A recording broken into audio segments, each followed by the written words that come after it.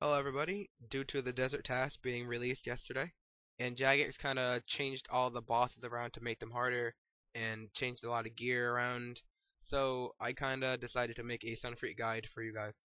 Alright, so to start off, the boss Sunfreet, he uses two combat styles. He uses magic and melee. Range is actually the best style to go with. If you stand at a distance from him, he won't actually use his melee attack. So all you pretty much have to be worried about is his magic damage attack. And since you're in range gear, you pretty much have high defense against magic attacks. Here are some gear examples that you players can use on this task.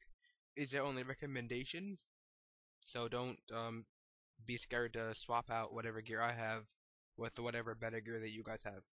Secondly, I actually wouldn't fight the boss Sunfreet myself unless I had overloads or ranging mode potions and defense potions.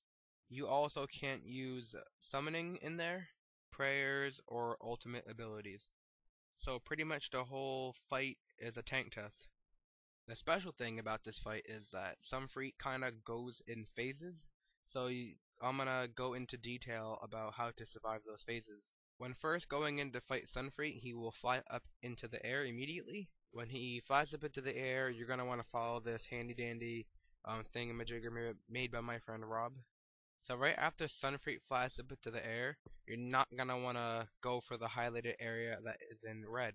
The area that in red will pretty much KO you if you're not at a good enough distance to get out of it. So once again, when you first walk onto Sunfreet, you might as well not even attack him. Just look for an area that is pretty much it looks just like this to avoid the first phase of the fireballs. For the second phase of the fireballs, you're gonna want to go to the most outer rim of the arena. If you go into the middle, in the third phase, you'll kind of get messed up. So just go to the most outer rim. Again, this is pretty much step by step, just to give you guys an example on what to do. So after phase one, you're gonna want to stand right on the most outer rim because some of them on the rim can get you if you're not standing in the right spot. So on wave 3, you're not gonna want to go in the middle, just stand in the same spot that you were in before on wave 2. And then on the start of wave um, 4 or the ending of wave 3, you're gonna want to start making your way towards the center. Just don't worry too much if you get hit like once or twice on these transitions.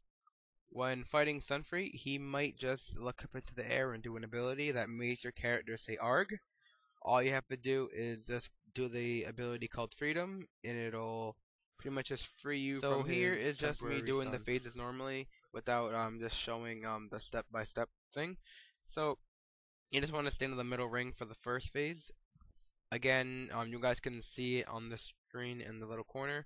Then after that phase is over, make sure you stand on the most outer ring because if you don't, you can still get hit by the fireballs in some locations. For the third fireball phase, you just stand in the same exact spot. You can start heading towards the middle just a little bit, but not a lot because the fireballs can still hit you. After the third wave's fireballs disappear, just start heading towards the middle. Just don't worry a lot if you guys get hit, and make sure you guys don't panic on this boss, because if you panic, you will most likely die. So you guys just want to continue doing those steps until you get Sunfreet to about, I want to say 1/6 of his life points. I'm pretty sure that's the correct life points according to the wiki. Once Sunfreet gets to 1/6 of his life points, he pretty much just doesn't fly in the air anymore. So it's pretty much just a tank test after this. He does go berserk mode, as everyone likes to call it. He does hit a little bit more damage from what I understand. I forgot to mention this because the damage is capped at 500. It is actually better to use dual chaotic crossbows or dual I want to say everything, but I don't want to say that. But pretty much it's better to use dual weapons than a single-handed crossbow because damage is capped at 500, and you might as well just attempt to hit an extra bit of damage with a dual crossbow. So this is my Sunfreet guide. I hope you guys enjoyed. Thumbs up to my friend Dianocles for helping me out with making the pictures and stuff like that. He actually made most of the, well, he made the all those demonstration picture examples that you guys saw. Also, please thumbs up the video if the guide was helpful.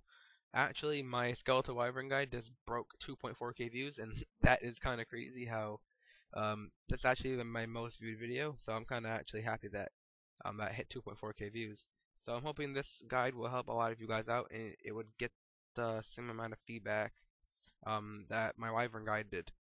And until next video or guide, I will see you guys then.